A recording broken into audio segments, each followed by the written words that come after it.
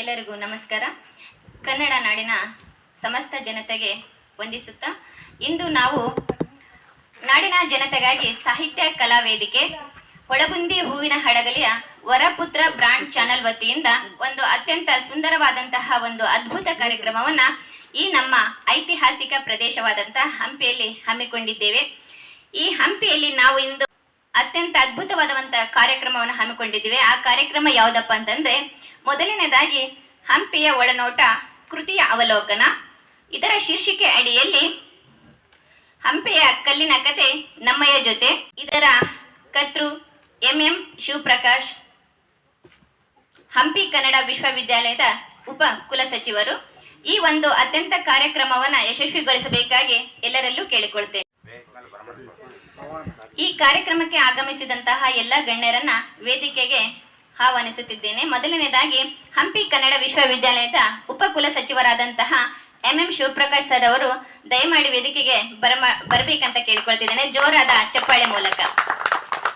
ಅದೇ ರೀತಿಯಾಗಿ ಶ್ರೀಮತಿ ಪಲ್ಲವಿ ಶಿವಪ್ರಕಾಶ್ ಮೇಡಮ್ ರವರು ಈ ಸಭೆಗೆ ಬಂದು ಮೆರುಗನ್ನ ತುಂಬಬೇಕಾಗಿ ಕೇಳಿಕೊಳ್ತೇನೆ, ಜೋರಾದ ಚಪ್ಪಾಳೆಯ ಮೂಲಕ ಅವರಿಗೂ ಕೂಡ ಸ್ವಾಗತ.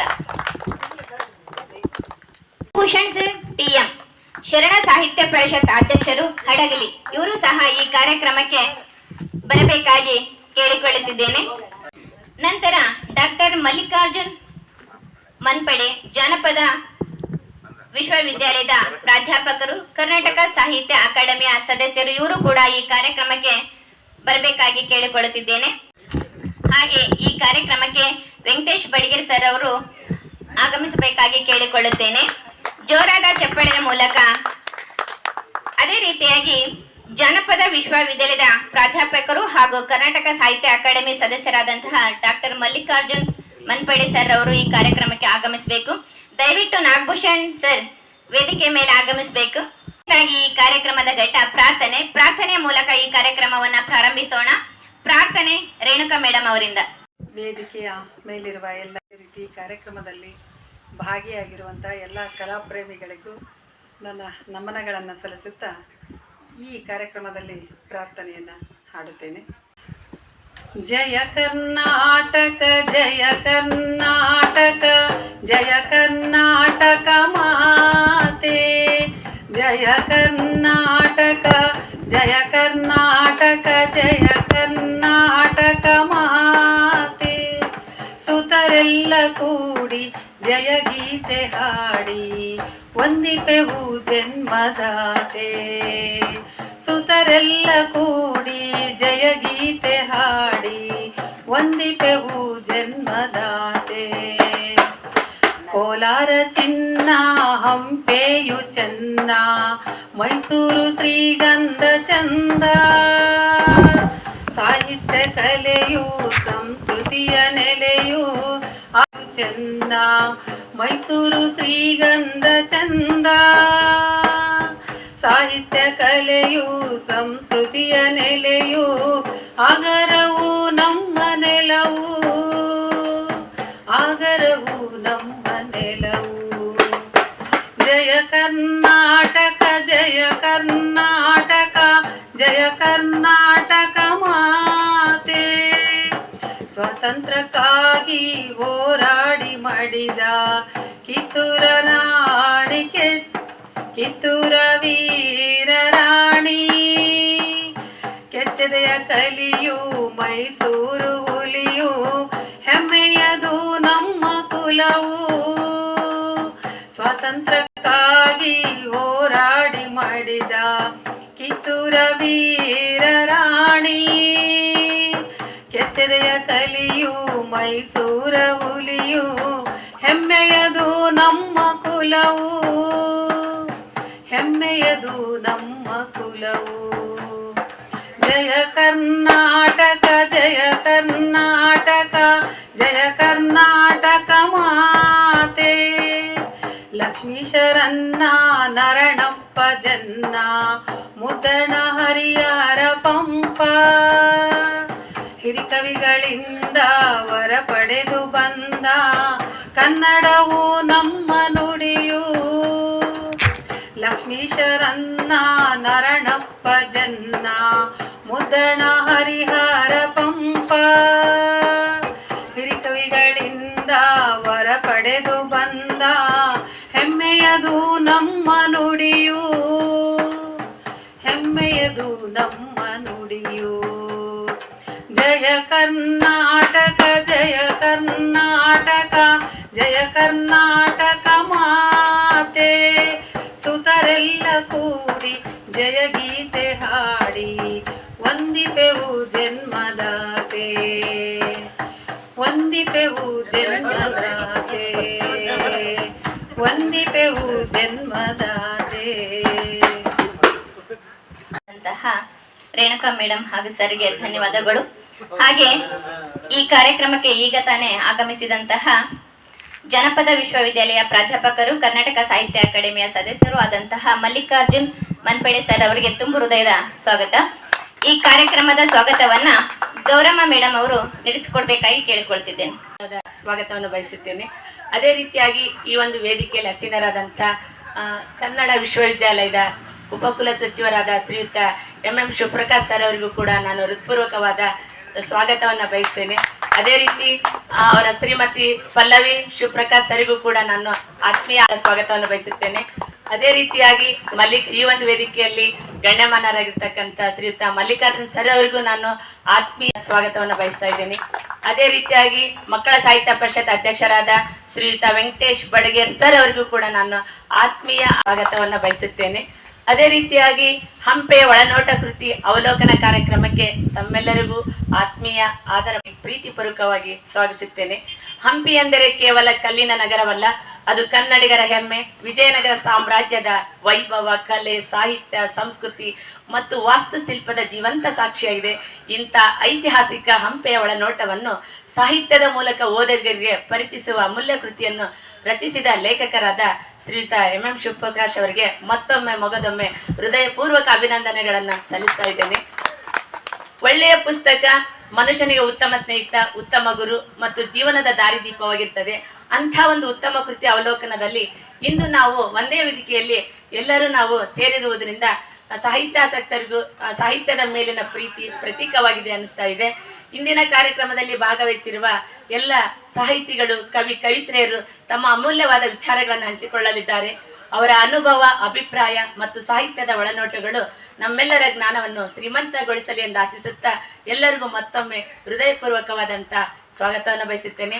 ಅದೇ ರೀತಿ ಈ ಕಾರ್ಯಕ್ರಮವನ್ನು ಯಶಸ್ವಿಯಾಗಿ ರೂಪಿಸಲು ಶ್ರಮಿಸಿದ ನಾಡಿನ ಜನತೆಗಾಗಿ ಸಾಹಿತ್ಯ ಕಲಾ ವೇದಿಕೆಯ ಸಂಸ್ಥಾಪಕರಾದ ಶ್ರೀಯುತ ಚೆನ್ನೀರ್ಸ್ವಾಮಿ ಹಿರೇಮಠ್ ಹೊಳಗುಂದಿ ಅವರಿಗೂ ಕೂಡ ಸಾಹಿತ್ಯ ಸೇವೆಯನ್ನು ಹೃತ್ಪೂರ್ವಕವಾಗಿ ಅಭಿನಂದಿಸುತ್ತಾ ಅವರಿಗೂ ಪ್ರೀತಿಪೂರ್ವಕವಾದಂಥ ಸ್ವಾಗತವನ್ನು ಬಯಸುತ್ತೇನೆ. ಈ ಕಾರ್ಯಕ್ರಮಕ್ಕೆ ಸ್ಥಳವನ್ನು ಮಾಡಿಕೊಟ್ಟಂತ ಪ್ರಾಂಶುಪಾಲರಿಗೂ ಕೂಡ ನಾನು ಆತ್ಮೀಯ ಸ್ವಾಗತವನ್ನು ಬಯಸ್ತೇನೆ. ಅದೇ ರೀತಿಯಾಗಿ ಅನುಪಸ್ಥಿತಿಯಲ್ಲಿರುವಂತಹ ಗಣ್ಯಮಾನ್ಯರಿಗೂ ಕೂಡ ನಾನು ಹೃತ್ಪೂರ್ವಕವಾದ ಸ್ವಾಗತವನ್ನು ಬಯಸುತ್ತಾ ಹಾಗೆ ರೀತಿ ಪರೋಕ್ಷವಾಗಿ ಪ್ರತ್ಯಕ್ಷವಾಗಿ ಸಹಕರಿಸಿದ ನಮ್ಮೆಲ್ಲ ಪದಾಧಿಕಾರಿಗಳಿಗೂ ಕೂಡ ನಾನು ಹೃತ್ಪೂರ್ವಕವಾದ ಸ್ವಾಗತವನ್ನು ಬಯಸುತ್ತಾ ಸ್ವಾಗತ ಕಾರ್ಯಕ್ರಮಕ್ಕೆ ವಿರಾಮ ನೀಡ್ತೇನೆ. ಕಟ್ಟಾಗಿ ಹಂಪೆಯ ಒಳನೋಟ ಕೃತಿಯ ಲೋಕಾರ್ಪಣೆಯ ಬಗ್ಗೆ ಸ್ವಾಗತವನ್ನು ಮಾಡಿದಂತಹ ಗೌರಮ್ಮ ಮೇಡಮ್ ಅವರಿಗೆ ತುಂಬು ಹೃದಯದ ಧನ್ಯವಾದಗಳು. ಈ ಕಾರ್ಯಕ್ರಮದ ಉದ್ಘಾಟನೆ ಈ ವೇದಿಕೆಯಲ್ಲಿ ಆಸೀನರಾದಂತಹ ಎಲ್ಲಾ ಗಣ್ಯರು ಗಿಡಕ್ಕೆ ನೀರೆರೆಯುವುದರ ಮೂಲಕ ಈ ಕಾರ್ಯಕ್ರಮವನ್ನು ಉದ್ಘಾಟಿಸಬೇಕಾಗಿ ಕೇಳಿಕೊಳ್ಳುತ್ತೇನೆ.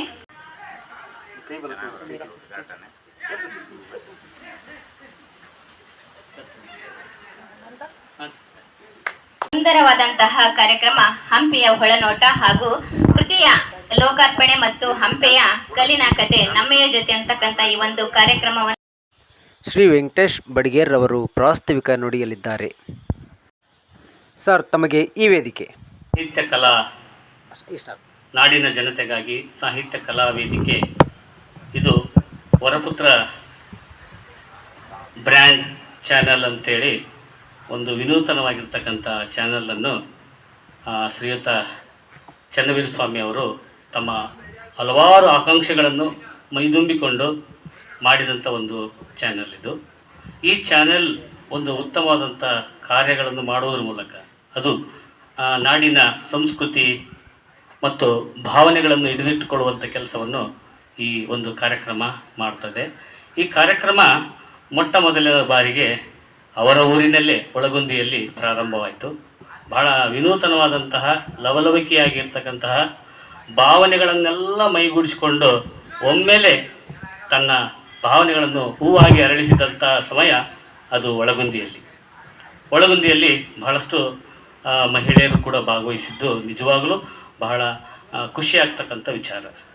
ಮತ್ತು ನಾಗರ ಪಂಚಮಿ ಇರ್ಬೋದು, ಮತ್ತು ಬೇರೆ ಬೇರೆ ವಿಚಾರಗಳನ್ನಿಟ್ಟುಕೊಂಡು, ವೈಚಾರಿಕ ವಿಚಾರಗಳನ್ನಿಟ್ಟುಕೊಂಡು ಕಾರ್ಯಕ್ರಮಗಳನ್ನು ಆಯೋಜಿಸ್ತಾ ಬರ್ತಾ ಇದೆ. ಒಟ್ಟಾರೆ ಎಲ್ಲ ಕಾರ್ಯಕ್ರಮಗಳಿಗಿಂತ ಇದು ವಿನೂತನವಾದಂಥ ಕಾರ್ಯಕ್ರಮ. ಆ ವಿನೂತವಾದಂತಹ ಕಾರ್ಯಕ್ರಮ ಅದು ಇವತ್ತಿನ ದಿನ ಇದು ಹಂಪಿ ವಿರೂಪಾಕ್ಷೇಶ್ವರ ಸ್ವಾಮಿ ಪದವಿ ಮಹಾವಿದ್ಯಾಲಯದಲ್ಲಿ ನಡೀತಿರುವುದು ಬಹಳ ಆಶ್ಚರ್ಯಕರ ಮತ್ತು ಹೆಮ್ಮೆ ಮತ್ತು ನಮ್ಮೆಲ್ಲರಿಗೂ ಖುಷಿ ಕೊಡ್ತಕ್ಕಂಥ ವಿಚಾರ. ಇದು ಕೇವಲ ಸುಮ್ಮನೆ ಚಾನೆಲ್ ಮಾಡಿಬಿಟ್ಟು ಹರಟೆ ಹೊಡೆಯುವಂಥ ಕಾರ್ಯಕ್ರಮ ಅಲ್ಲ. ಇಲ್ಲಿ ಭಾವನೆಗಳನ್ನು ಹಿಡಿದಿಡುವಂಥ ಕೆಲಸವನ್ನು, ಮಳೆ ಹನಿ ನೀರು ಹೇಗೆ ಭೂಮಿಗೆ ತಾಕ್ತದೋ, ಹಸಿರು ಮೂಡ್ತದೋ, ಹಾಗೆ ಭಾವನೆಗಳು ಕೂಡ ಹಸಿರು ಮೂಡ್ತದೆ. ಆ ಭಾವನೆಗಳು ಹಸಿರು ಮೂಡ್ತಕ್ಕಂಥ ಕೆಲಸವನ್ನು ಈ ಚಾನೆಲ್ ಮಾಡ್ತಾ ಇದೆ. ಅಷ್ಟೇ ಅಲ್ಲ, ಬರೀ ಕೇವಲ ಒಂದು ಲೌಕಿಕ ಜೀವನಗಳದೊಂದೇ ಬದುಕನ್ನು ಕಟ್ಟಿಕೊಡುವಂಥ ಮಾತಲ್ಲ, ಜೊತೆಗೆ ನಮ್ಮ ನಾಡಿನ ಸಂಸ್ಕೃತಿ, ಸಂಸ್ಕಾರ, ಭಾವನೆಗಳನ್ನು, ಆ ಭಾವನೆಗಳು ಹೇಗೆ ವ್ಯಕ್ತಗೊಂಡಿವೆ ಅನ್ನೋದ್ರ ಬಗ್ಗೆ ಈ ಒಂದು ಕಾರ್ಯಕ್ರಮ ಆಯೋಜನೆ ಮಾಡ್ತಾ ಇದೆ. ಈ ಕಾರ್ಯಕ್ರಮದಲ್ಲಿ ಬಹಳ ಮುಖ್ಯವಾಗಿ ವಿಶೇಷವಾದ ಕಾರ್ಯಕ್ರಮ ಇಲ್ಲಿ ನಡೀತಿರೋದು ಹಂಪಿಯ ಒಳನೋಟ ಎನ್ನುವಂತಹ ಒಂದು ಕಾರ್ಯಕ್ರಮ ಇದೆಯಲ್ಲ, ಹಂಪಿಯ ಅಂತರಂಗ ಇದು. ಹಂಪಿ ಒಂದು ವಸ್ತು ಸಂಗ್ರಹಾಲಯ ಅಂತ ಕರಿತೀವಿ. ಈ ವಸ್ತು ಸಂಗ್ರಹಾಲಯದಲ್ಲಿ ಎಷ್ಟು ಒಳನೋಟಗಳದ ಅಂದರೆ ಸಾಕಷ್ಟು. ಒಂದನ್ನು ನೋಡ್ತಿದ್ದಂಗೆ ಇನ್ನೊಂದು ರೆಡಿಯಾಗಿರ್ತದೆ. ಇದು ಒಂಥರ ಒಡ್ಡರಾದನೆ ಕಥೆಯೊಳಗೆ ಕತೆ ಹೇಗೆ ಎಣೆದುಕೊಂಡು ಹೋಗ್ತದೋ ಅದೇ ರೀತಿಯಾಗಿ ಭಾವನೆಗಳ ಒಂದು ದೊಡ್ಡ ಗುಚ್ಛವೇ ಈ ಹಂಪಿ ಅಂತ ಹೇಳ್ಬೋದು. ಇಲ್ಲಿ ಸಾಕಷ್ಟು ವಿಚಾರಗಳು ತಿಳ್ಕೊಳ್ಳೋದಿದೆ. ಇಲ್ಲಿ ರಾಜ ಮಹಾರಾಜರ ಭಾವನೆಗಳಿವೆ. ಇಲ್ಲಿ ಅಷ್ಟೇ ಅಲ್ಲ, ಆ ಕಲ್ಲನ್ನು ಕಟ್ಟಿದಂತಹ ಶ್ರಮಿಕ ಜೀವಿಗಳ ಬದುಕು ಇದೆ. ಆ ಬದುಕಿನ ಒಳ ಅರ್ಥಗಳಿವೆ, ಒಳ ನೋವುಗಳಿವೆ, ಬಹಳಷ್ಟು ವಿಚಾರಗಳು ಈ ಹಂಪಿ ಒಳಗಿವೆ. ಈ ಹಂಪಿಯ ಒಳನೋಟದಲ್ಲಿ ನಮ್ಮ ಕೆಲವೊಂದು ನೋಟಗಳನ್ನು ನೋಡ್ಲಿಕ್ಕೆ ಸಾಧ್ಯ ಆಗುತ್ತೆ. ಯಾಕಂದರೆ ಇದನ್ನು ಸುಮಾರು ಪುಸ್ತಕಗಳಾಗಿ ಬರ್ತವೆ. ಇದು ಒಂದು ಭಾಗ ಅಂತ ಹೇಳ್ಬೋದು. ನಾವು ಸುಮಾರು 5-6 ಭಾಗ ಮಾಡ್ಬೋದು ಇದನ್ನು. ನಿಜವಾಗ್ಲೂ ಇದ್ರಾಗ ಅದು ಓದ್ತಾ ಹೋದಂಗೆಲ್ಲ ಮೈ ನೆವರೇಳುತ್ತದೆ, ಬಹಳ ರೋಮಾಂಚನಗೊಳ್ಳುತ್ತದೆ. ಇಂಥ ಒಂದು ಕಾರ್ಯಕ್ರಮ ಈ ಸಂದರ್ಭದಲ್ಲಿ ಮಾಡ್ತಾ ಇದ್ದೀವಿ. ಈ ಒಂದು ಕಾರ್ಯಕ್ರಮ ಅದು MM ಶಿವಪ್ರಕಾಶ್ ಸರ್ ಅವರು ಬಂದಿರೋದು ನಿಜವಾಗ್ಲೂ ಭಾಳ ಒಂಥರ ನನಗೆ ಮೈ ಒಂಥರ ನಡುಕು ಉಂಟಾಗುತ್ತೆ, ಒಂಥರ ಏನೋ ಒಂಥರ ಅನ್ನಿಸುತ್ತೆ. ಅವ್ರು ಬಂದಿರೋದು ನಿಜವಾಗ್ಲೂ ನನಗಂತ ಇದು ನಾನು ಕನಸ ಅಥವಾ ನನಸು ಅಂತ ಅಂದ್ಕೊಂಡಿದ್ದೆ. ಆದರೆ ಅವ್ರು ಬಂದಿರೋದು ಅವರ ಸಾನ್ನಿಧ್ಯದಲ್ಲಿ, ಅವರ ಜೊತೆಗೆ ಕೂತ್ಕೊಂಡು ಮಾತಾಡೋದಂದ್ರೆ ನನಗೆ ಯಾಕೋ ಸಂಕೋಚ. ಆದರೂ ಆ ಸಂಕೋಚವನ್ನು ಮರೆಮಾಚಿ ಈ ಒಂದು ಕಾರ್ಯಕ್ರಮಕ್ಕೆ ನಾನು ಭಾಗವಹಿಸಿದ್ದೀನಿ. ನಿಜವಾಗ್ಲೂ ಭಾಳ ಖುಷಿ ಆಯ್ತು. ಅದರಲ್ಲಿ ಸರ್ ಅವರ ಶ್ರೀಮತಿಯವರು ಕೂಡ ಈ ಒಂದು ಕಾರ್ಯಕ್ರಮಕ್ಕೆ ಆಗಮಿಸಿದ್ದು ಭಾಳ ಖುಷಿ ಆಯಿತು. ಮೇಡಮ್ ಅವರು ಪ್ರಾಥಮಿಕ ಶಾಲೆಯಲ್ಲಿ ಹೈಸ್ಕೂಲ್ ಶಿಕ್ಷಕರಾಗಿ ಇರೋದನ್ನು ನಾವು ನೋಡಿದ್ದೀವಿ. ಮೇಡಮ್ ಅವರು ಕೂಡ ಈ ಒಂದು ಕಾರ್ಯಕ್ರಮಕ್ಕೆ ಬಂದದಕ್ಕೆ ಭಾಳ ಖುಷಿ ಆಯಿತು. ಯಾಕಂದರೆ ನಮ್ಮ ಚಾನೆಲ್ಗೆ ಒಂದು ಹೈ ವೋಲ್ಟೇಜ್ ಶಕ್ತಿ ಬಂದಂತಾಗಿದೆ. ಯಾಕಂದರೆ ಮಹಿಳೆಯರು ವೇದಿಕೆಗೆ ಬಂದಿದ್ದು ಭಾಳ ಖುಷಿ ಆಗ್ತದೆ. ಯಾಕಂದರೆ ಎಷ್ಟೋ ಮಂದಿ ನೋಡ್ತೀವಿ ನಾವು, ಬರೀ ಗಂಡ್ಮಕ್ಕಳೇ ವೇದಿಕೆಗಳೇ ನೋಡಿದ್ದೀವಿ. ಆದರೆ ಒಬ್ಬ ಮಹಿಳೆಯನ್ನು ವೇದಿಕೆಗೆ ಹಚ್ಚಿಸಿದಂತಹ ಚನ್ನವೀರ ಸ್ವಾಮಿ ಅವರಿಗೆ ನಾನು ಧನ್ಯವಾದ ಹೇಳಲಿಕ್ಕೆ ಬಯಸ್ತೇನೆ. ಹಾಗೆ ಯಾಕೆಂದರೆ ನಾನು ಕೂಡ HMT ಹೆಣ್ಣು ಮಕ್ಕಳ ತಂದೆ, ಹಾಗಾಗಿ ನನಗೂ ಒಂದು ಅಸ್ಮಿತೆ ಇದೆ. ಹಾಗಾಗಿ ಆ ಅಸ್ಮಿತೆಯನ್ನು ಹೋಗಲಾಡಿಸಿದ್ದೀರಿ ಅಂತ ಹೇಳ್ಬೋದು. ಈ ಒಂದು ಕಾರ್ಯಕ್ರಮಕ್ಕೆ ವಿಶೇಷವಾಗಿ ನಮ್ಮ ನಾಡಿನಲ್ಲಿ ವೈಚಾರಿಕ ವಿಚಾರಗಳನ್ನು ಮೈ ತುಂಬಿಸಿಕೊಂಡು ಮತ್ತು ಈ ಕರ್ನಾಟಕ ಸಾಹಿತ್ಯ ಅಕಾಡೆಮಿಯ ಸದಸ್ಯರಾಗಿದ್ದಾರೆ ನಮ್ಮ ಡಾಕ್ಟರ್ ಮಲ್ಲಿಕಾರ್ಜುನ್ ಮಾನ್ಪಾಡಿ ಸರ್ ಅವರು. ಈ ಒಂದು ಕಾರ್ಯಕ್ರಮಕ್ಕೆ ನಿಜವಾಗ್ಲೂ ಭಾಳ ಖುಷಿ ಆಯಿತು. ಅವರು ಹೇಳ್ತಿದ್ದಂಗೆ ಒಪ್ಕೊಂಡು ಬಂದಿದ್ದಾರಲ್ಲ, ಒಪ್ಕೊಂಡು ನಮ್ಮ ಮಾತಿಗೆ ಅವರು ಪ್ರೀತಿಯಿಂದ ಬಂದಿದ್ದಾರೆ. ನಿಜವಾಗ್ಲೂ ಭಾಳ ಮಾನಸಿಕವಾಗಿ ನಾನು ಭಾಳ ಖುಷಿಯಾಗುತ್ತೆ. ಭಾಳ ಈ ಒಂದು ಕಾರ್ಯಕ್ರಮಗಳಿಗೆ ಅವರು ಬರೋದು ಅಪರೂಪ, ಯಾಕಂದರೆ ಬರೋದಿಲ್ಲ. ಆದರೂ ಬಂದಿದ್ದಾರಲ್ಲ, ಅದು ಭಾಳ ಖುಷಿ ನಮಗೆಲ್ಲ. ಹಾಗಾಗಿ ಅವರಿಗೂ ಕೂಡ ಪ್ರೀತಿಪೂರ್ವಕ ಧನ್ಯವಾದ ಸಲ್ಲಿಸ್ತೇನೆ. ನಿಮ್ಮೆಲ್ಲರಿಗೂ ಈ ಒಂದು ಸಣ್ಣ ವಿಚಾರಗಳನ್ನು ಇಟ್ಟುಕೊಂಡು ದೊಡ್ಡ ದೊಡ್ಡ ಮಾಹಿತಿಗಳನ್ನು ಕಲೆ ಹಾಕಿ ಮೈ ತುಂಬಿಸಿಕೊಂಡು ಒಂದು ವೈಚಾರಿಕ ಜೀವನದ ಜೊತೆಗೆ ಒಂದು ಉತ್ತಮವಾದಂಥ ಸಂದೇಶವನ್ನು ಕೊಡ್ತಾ ಇದೆ ವರಪುತ್ರ ಬ್ರ್ಯಾಂಡ್ ಚಾನೆಲ್. ಇದು ಮುಂದೊಂದು ದಿನ ವೈಚಾರಿಕ ಮಾಹಿತಿಗಳನ್ನು ತೆಗೆದುಕೊಂಡು ಹೋಗ್ತದೆ. ಒಂದೊಂದು ಹಂತದಲ್ಲಿ ಒಂದೊಂದು ವೈವಿಧ್ಯಮಯವಾದಂಥ ಕಾರ್ಯಕ್ರಮಗಳನ್ನು ಹಮ್ಮಿಕೊಳ್ತದೆ ಅಂತ ಹೇಳ್ತಾ ನನ್ನ 2 ಮಾತುಗಳನ್ನು ಮುಗಿಸ್ತೇನೆ. ತುಂಬ ಧನ್ಯವಾದ. ಸರ್ ಅವರಿಗೆ ತುಂಬ ಹೃದಯದ ಧನ್ಯವಾದಗಳು. ಈಗ ಈ ಹಂಪಿ ಒಳನೋಟ ಕೃತಿಯನ್ನು ಬರೆದಂತಹ MM ಶಿವಪ್ರಕಾಶ್ ಸರ್ ಅವರ ಬಗ್ಗೆ ಲೇಖಕರ ಪರಿಚಯ ಎರಿಸ್ವಾಮಿ ಸರ್ ಇವರಿಂದ. ಇವತ್ತು ನಾಡಿನ ಜನತೆಗಾಗಿ ಸಾಹಿತ್ಯ ಕಲಾ ವೇದಿಕೆ ಒಳಗೊಂದಿ ಹೂವಿನ ಹಡಗಲಿ ವರಪುತ್ರ ಬ್ರ್ಯಾಂಡ್ ಚಾನಲ್ ಅವರು ಹಮ್ಮಿಕೊಂಡಿರುವ ಕಾರ್ಯಕ್ರಮದಲ್ಲಿ ಹಂಪಿಯ ಒಳನೋಟ ಅನ್ನುವಂಥ ಈ ಕೃತಿಯ ಒಬ್ಬ ಕರ್ತೃವನ್ನು ನನಗೆ ಪರಿಚಯಿಸಲಿಕ್ಕೆ ಬಹಳಷ್ಟು ಖುಷಿ ಆಗ್ತದೆ. ಮತ್ತು ಹೆಣ್ಣರ ಜೀವನ ಮೌಲ್ಯಗಳನ್ನು ಬರೀತಾರೆ. ಅದರಲ್ಲಿ ಅವ್ರು ಎದುರಿಸಿರ್ತಕ್ಕಂಥ ಸಮಸ್ಯೆಗಳು, ಅವ್ರು ಫೇಸ್ ಮಾಡಿರ್ತಕ್ಕಂಥ ಕೆಲವು ಘಟನೆಗಳು, ಆಮೇಲೆ ಅವರಿಗೆ ಅವ್ರ ಹಿಂದೆ ನಿಂತಿರ್ತಕ್ಕಂಥವ್ರು ಸಪೋರ್ಟ್ ಯಾರು ಇದ್ರು, ಆಮೇಲೆ ಅದು ನಮ್ಮ ಎನ್ ತಿಪ್ಪಣ್ಣ ಅನ್ನುವಂಥ ಒಬ್ಬ MLCಗಳು ಅದನ್ನು ಅಧಿವೇಶನದಲ್ಲಿ ಪರಿಚಯ ಮಾಡಿ ಇನ್ಮೇಲೆ ನಾವು ಚಿದಾನಂದ ಮೂರ್ತಿ ಸರ್ ಅವರು ನಮ್ಮ ಹೋರಾಟ ಇನ್ಮೇಲೆ ಹಂಪಿ ಉಳಿಸಿ ಅನ್ನುವಂಥ ಹೋರಾಟಕ್ಕೆ ತೊಡಗಿಸ್ಕೊಂಡ್ರು. ಅಂದರೆ ಹಂಪಿಯನ್ನ ಬೆಂಗಳೂರು ತನಕ ತಗೊಂಡೋಗಿ ಎಲ್ಲರ ಹೋರಾಟವನ್ನ ಇವತ್ತು ಹಂಪಿ ಇಷ್ಟು ಸುಂದರವಾಗಿದೆ, ಇಷ್ಟು ಸೈಲೆಂಟ್ ಆಗಿದೆ. ಹಂಪಿ ಇವತ್ತು ವಿಶ್ವ ವಿಖ್ಯಾತಿ ಒಳಗ ಯಾವುದೇ ಅನುಮಾನ ಇಲ್ಲ ಅನ್ನೋದಕ್ಕೆ ಒಂದು ಸಣ್ಣ ಕಪ್ಪು ಚುಕ್ಕಿ ಇಲ್ಲಾರ್ದಂಗೆ ಪರಿಚಯ ಮಾಡ್ತಕ್ಕಂಥದ್ದು ಸ್ಥಳ ಆಗಿರ್ಬೇಕು. ಅಂದ್ರೆ ಮೋಸ್ಟ್ಲಿ ನಮ್ಮ MM ಶಿವಪ್ರಕಾಶ್ ಸರ್ ಅವರು ಹೋರಾಟ ಇಲ್ಲದೆ ಇದ್ರೆ ಹೋರಾಟದಿಂದಲೇ ಆ ಥರ ಆಗಿತ್ತು. ಅವ್ರನ್ನ ನಾವು ನಿಜವಾಗ್ಲೂ ಅಭಿನಂದಿಸಬೇಕು ಅನ್ನುವಂಥದ್ದು ಸಣ್ಣ ಒಂದು. ಈಗ ನಾವು ಹಂಪಿಗೆ ಹೋದಾಗ ಮಾತಾಡ್ತಿದ್ವಿ, ನನಗೆ ಬಹಳ ಬೇಜಾರಾಯ್ತು ಅಂದ್ರು ಯಾರು ರೇಣುಕಾ ಮೇಡಮ್. ಯಾಕೆ ಅಂತಂದ್ರೆ ಏನು ಹಂಪಿ ಕಲ್ಲು ಬಿರುಕು ಬಿಟ್ಟಿದೆಯಲ್ಲ ಅಂತ.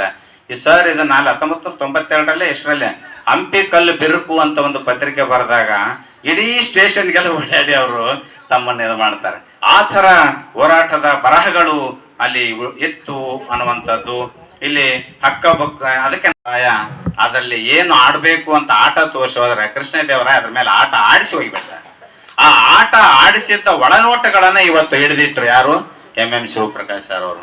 ನಿಜವಾಗ್ಲೂ ಸರ್ ಆ ಥರ ಲೇಖನಗಳು ನಾವು ನಮ್ಮ ಮೈ ರೋಮಾಂಚನಗೊಳಿಸ್ತದೆ ಅನ್ನುವಂಥದ್ದು ನಾವಿಲ್ಲಿ ಕೇಳ್ತೀವಿ.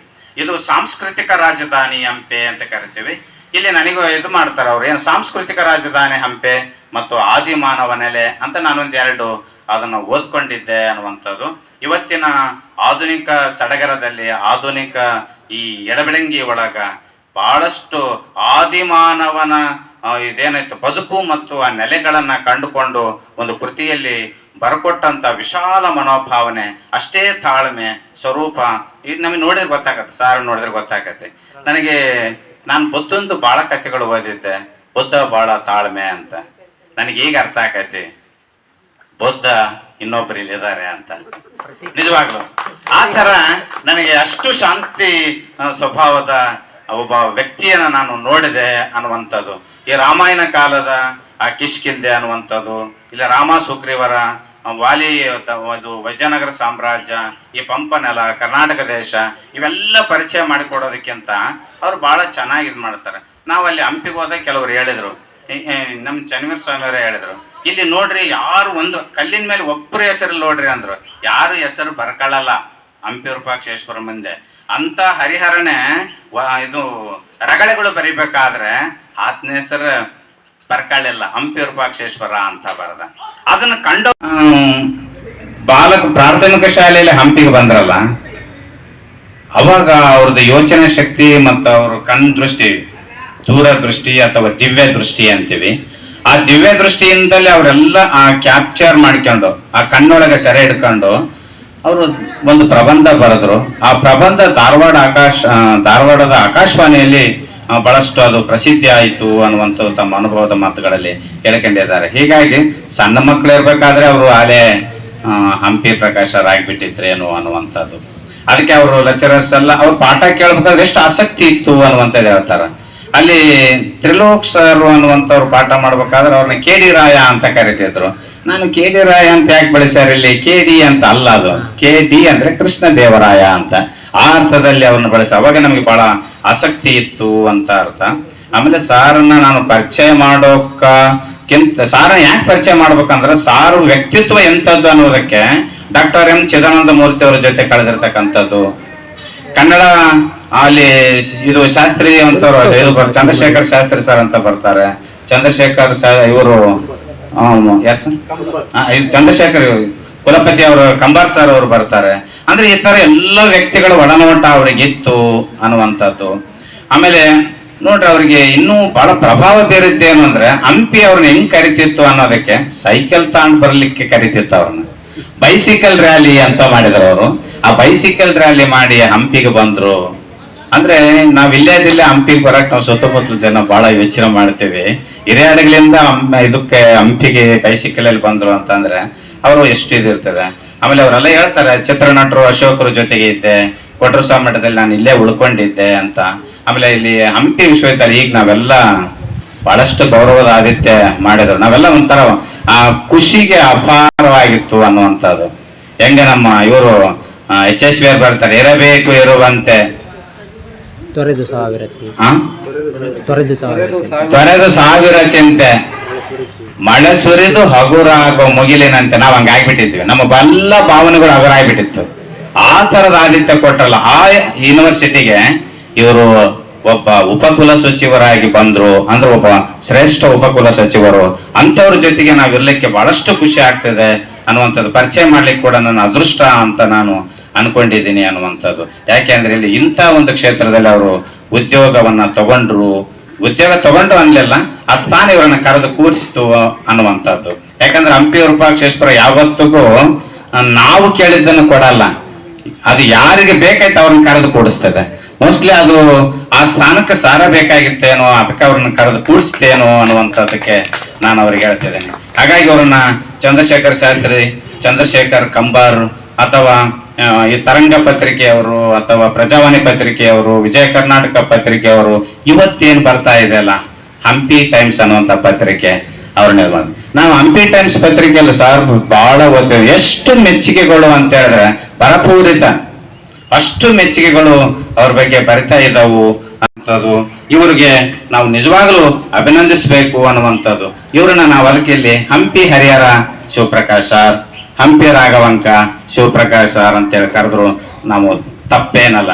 ಅದು ಬೃಹತ್ ದೇಶಿ ಗ್ರಂಥ ಅನ್ನುವಂಥದ್ದು ನಮ್ಗೆ ಗೊತ್ತಿದ್ದಿಲ್ಲ, ಅದು ಆಯ್ತು ಅನ್ನುವಂಥದ್ದು. ಹೀಗೆ ದಾಸ ಸಾಹಿತ್ಯ ಶ್ರೇಷ್ಠ ಸಾಹಿತ್ಯ ಆಗಿ ಬೆಳಲಿಕ್ಕೆ, ಆಮೇಲೆ ದಾಸ ಸಾಹಿತ್ಯವನ್ನ ಮತ್ತು ಇತರ ಸಾಹಿತ್ಯವನ್ನ ತಮ್ಮಲ್ಲಿ ಮೇಳೈಸಿಕೊಂಡು ಬರೆದ್ರು ಅನ್ನುವಂಥದ್ದು.